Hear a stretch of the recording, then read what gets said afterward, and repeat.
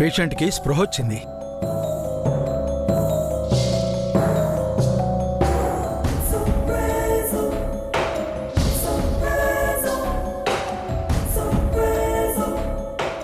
Sir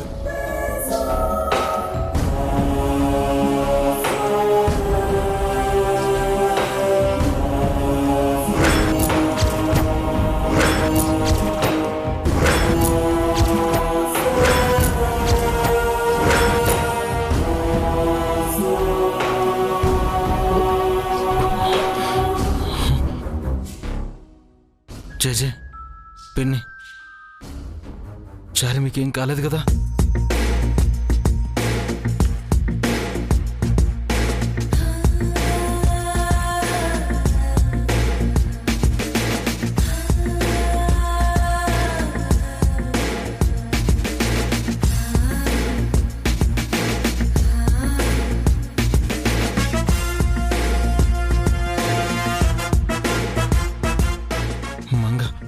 మంగేది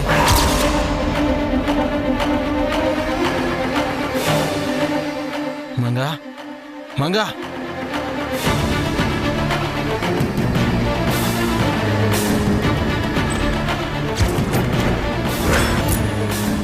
ఏం మాట్లాడరేంటి? మంగెక్కడా? తర్వాత చెప్తాను జై, ముందు నువ్వు రెస్ట్ తీసుకో. తర్వాత చెప్పడం ఏంటి జేజే? మంగని పిలవండి.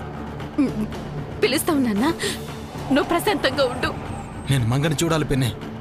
తనకి ఎలా ఉంది? ఎక్కడుంది? చెప్పండి, నేను వెళ్తాను. సార్ ఇప్పుడు మీరు బెడ్ దిక్కకూడదండి. 2-3 రోజులు మీకు రెస్ట్ అవసరం అని డాక్టర్ చెప్పారు. మంగని చూడకుండా నేను ఒక్క క్షణం కూడా ఉండను. మీరు పిలుస్తారా? నన్ను వెళ్ళమంటారా?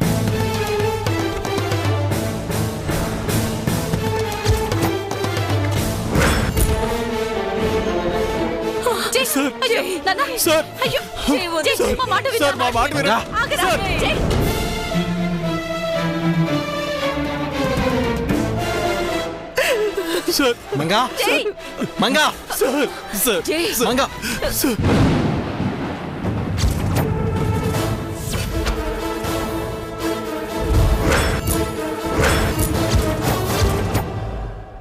ఈవిడిక్కడ ఏం చేస్తుంది? మంగెక్కడా? మంగా మంగా ఎక్కడికి వెళ్తున్నారు? మీరు ఐసీయూలో పేషెంట్, ఎక్కడికి వెళ్ళకూడదు. మంగెక్కడా? మంగెవరు సార్?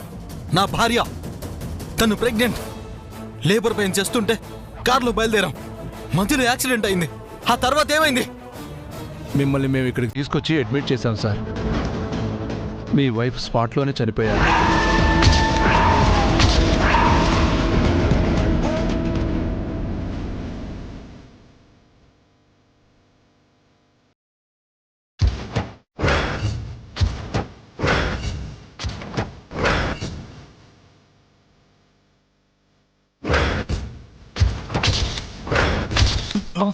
ఏం మాట్లాడుతున్నావు ఇన్స్పెక్టర్? వదలండి సార్. నా భార్య, నా మంగ చనిపోయిందా? అవును సార్, షీఈస్ డెడ్.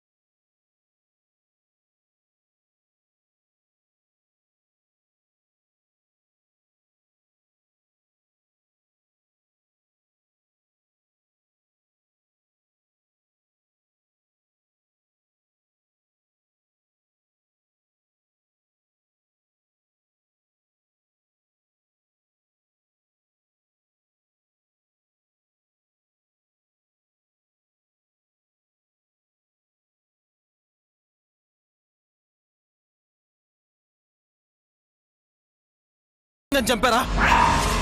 అవును, నేనే మంగని చంపేశాను.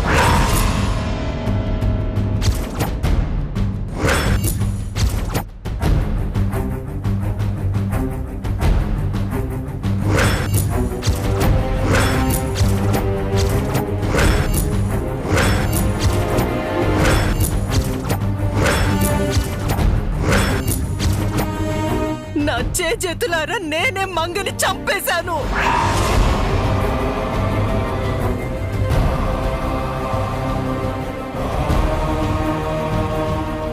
నేను మాత్రమే కాదు, మీరు మీరు మీరు వీళ్ళు అంతా అందరూ కలిసి మనమంతా మంగని చంపేశాం.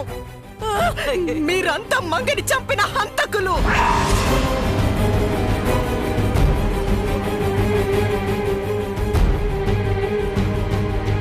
మనమే మంగని పొట్టలు పెట్టుకున్నాం. మంగని హింసించి క్రూరాతి క్రూరంగా చంపేశాం. చిరునవ్వుల నా చిన్నారిని చేతులారా చిదిమేశాం.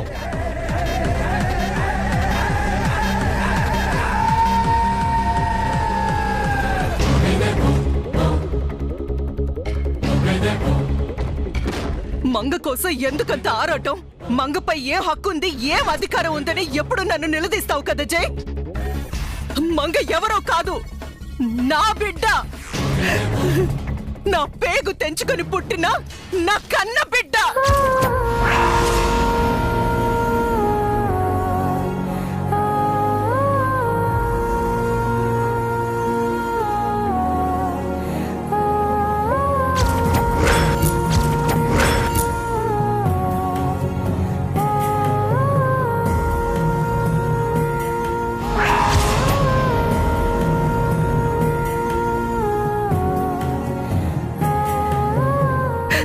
నిత్యతో పాటు పుట్టిన కవల బిడ్డ. పుట్టగానే నాకు దూరమై 20 ఏళ్ల తర్వాత దొరికిన బిడ్డ. సొంత ఇంట్లోనే పరాయి మనిషిలా, పని మనిషిలా బతికిన నా బంగారం. ఈ చెడ్డ తల్లి స్వార్థానికి బలైన అమాయకురాలు. తోడ పుట్టిన చెల్లి కోసం నవ్వుతూ ప్రాణాలు విడిచిన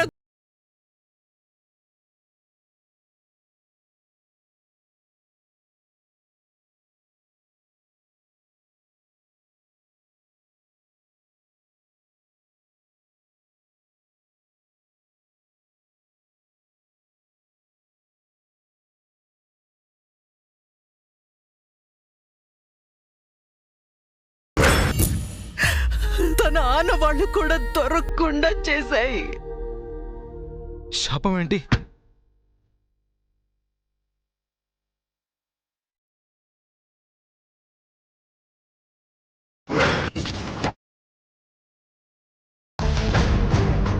శాపం ఏంటి?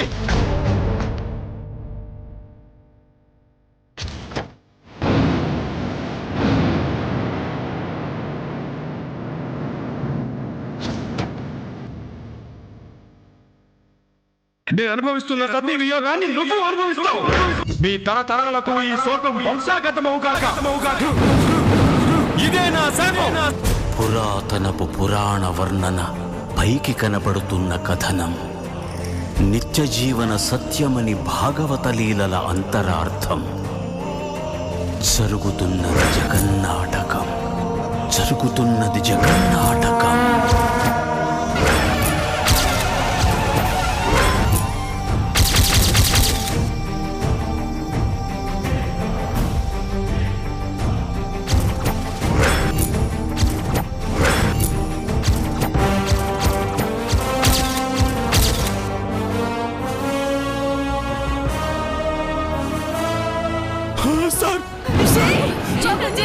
జరుగుతున్నది జగన్నాటకం, జరుగుతున్నది జగన్నాటకం. ఆఖరి ప్రయత్నం వ్యర్థమైంది. విధికి ప్రకృతి పక్షపాత అయింది. మీ ఇంట దీపం ఆరిపోక తప్పదు. చేసిన పాపాలు చాలు, లేదంటే వంశనాశనం తప్పదు. వినాశనం జరుగుతుంది, వినాశనం జరుగుతుంది.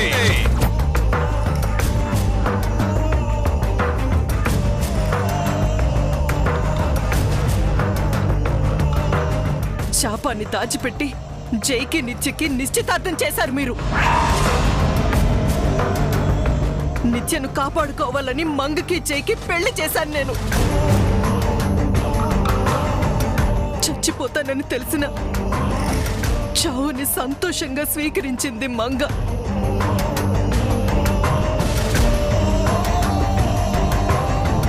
తనకి మనం ద్రోహం చేశామని తెలిసిన తన జీవితం అన్యాయమే.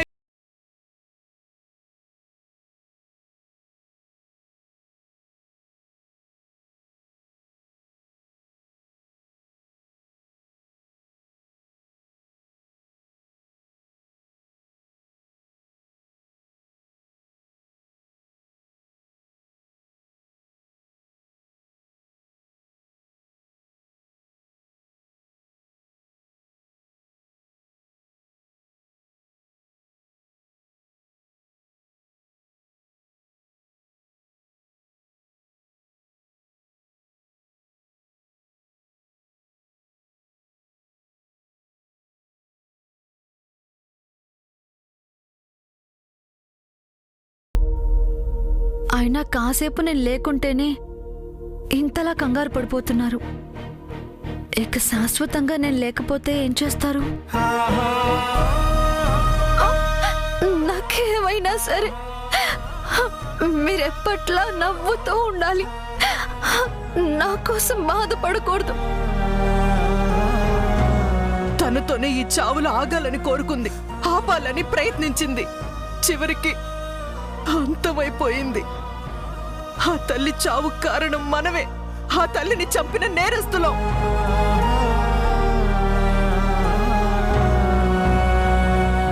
తన చావు కోసం కన్నీళ్లు కార్చే అర్హత కూడా మనకి లేదు.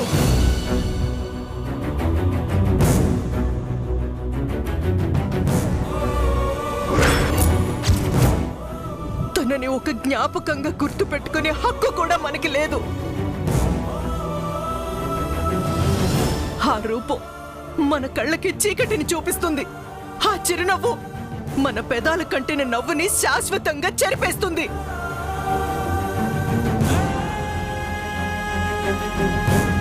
ఆ ధైర్యం మనలో మరింత భయాన్ని పెంచుతుంది. ఈ గాలిలో కలిసిపోయిన ఆ పంచ ప్రాణాలు మన శ్వాసని బంధిస్తాయి.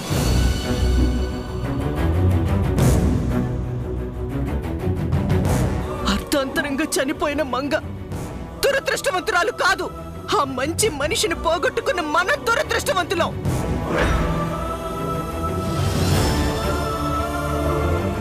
అది ఈ ప్రపంచపు దురదృష్టం, ఈ లోకపు విషాదం. మంగ మరణం ఆ దేవుడి కంటిన మరక, మాయని మచ్చ.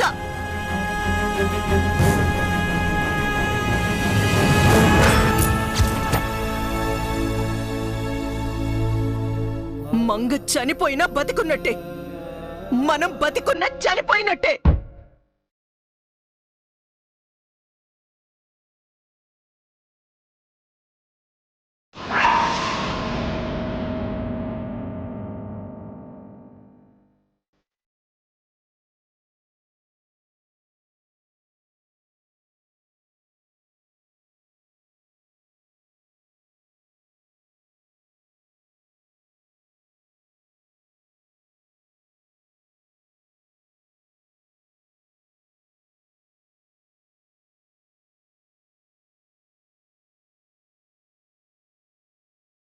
నీ ఇంట దీపం ఆరిపోక తప్పదు. వంశనాశనం తప్పదు. వినాశనం జరుగుతుంది. వినాశనం జరుగుతుంది. నాకేమైనా అయితే మీరేమైపోతారండి?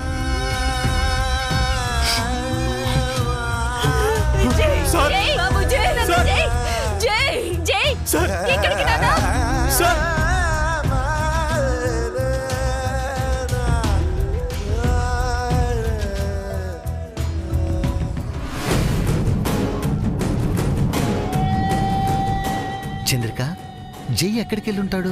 ఇంకెక్కడికి? మంగ ఎక్కడ చచ్చిందో అక్కడికే. ఎందుకు? దాని శవం దొరుకుతుందేమోనని వెతుకుతాడు. దొరికితే శవాన్ని తీసుకొస్తాడు, దొరక్కపోతే ఏడుస్తూ వెనక్కొస్తాడు. పాపం జై. గుండె తరుక్కుపోతుంది చంద్రిక. అల్లుడికి రాకూడని కష్టం వచ్చింది. మీరు జై గురించి ఆలోచిస్తున్నారు, నేను మన స్వప్న గురించి ఆలోచిస్తున్నాను. స్వప్నకేమైంది? ఎక్కడో ఏ బాధ లేకుండా హాయిగా ఉంది కదా. ఇప్పుడు స్వప్నని పిలిచి మంగ స్థానంలో జైకిచ్చి పెళ్లి చేస్తే ఎలా ఉంటుంది? ఎందుకే? వాయమ్మో, అలాంటి ప్రమాదకరమైన ఆలోచనలు చేస్తున్నావు. స్వప్న బతకాలని లేదా నీకు? స్వప్నను మన ఇంటి కోడల్ని చేద్దామనుకున్నాం కదా. నిత్య బ్రతికుండగా అది జరగదు. ఎందుకు జరగదు? ఆ నిత్య విలన మనం కాదా? అబ్బా, మనం కామెడీ విలన్స్మే. నిత్య కోల్డ్ బ్లడెడ్ క్రిమినల్, తడిగుడ్డతో గొంతులు కోసే రకం. అవసరమైతే మనం కూడా ఆ పనే చేద్దాం. ఏంటి చేసేది? మనమేమన్నా దండుపాళ్యం బ్రాచ్ అనుకుంటున్నావా, లేక చెడ్డీ గ్యాంగ్ అనుకుంటున్నావా? కన్న తల్లిని, తోడబుట్టిన అక్కని నిర్దాక్షిణ్యంగా చంపాలనుకున్న నిత్యకు మనకు పోలిక. వాళ్లకే ఎసరు పెట్టిన నిత్య మన స్వప్నను వదిలేస్తుందా ఏంటి? పిచ్చుకను కాల్చినట్టు చంపి పడేస్తుంది. మరి మన పరిస్థితేంటి? జీవితాంతం ఆ నిత్య అడుగులకి మడుగులు వత్తాల్సిందేనా? దానికి గొడుగు పట్టాల్సిందేనా? అది జైకి భార్య అయితే అసలు మనల్ని బ్రతకనిస్తుందా? ఇంట్లో ఉండనిస్తుందా? తని తరువేదు. ఆ భయం నాకు కూడా ఉంది చంద్రిక.